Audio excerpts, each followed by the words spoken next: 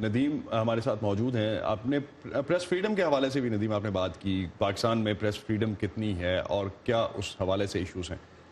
بڑا سمپل سا سوال تھا. میں نے پرائم منسٹر عمران خان سے پوچھا کہ پاکستان میں اس حوالے سے یہاں پر کنسرن پائے جاتے ہیں کہ وہاں پر پریس فریڈم جو ہے وہ اس طرح سے نہیں ہے جیسے پہلے تھی. اس پر جو ہے پابندیاں لگ رہی ہیں, جرنلسٹ کے لیے مسائل ہو رہے ہیں. اس پر ان کا جو جواب تھا وہ بڑا حیران کن تھا. انہوں نے کمپلیٹلی ڈینائی کر دیا کہ ایسی کوئی بات ہے. سنتے ہیں انہوں نے کیا کہا. Pakistan press to call Pakistan press.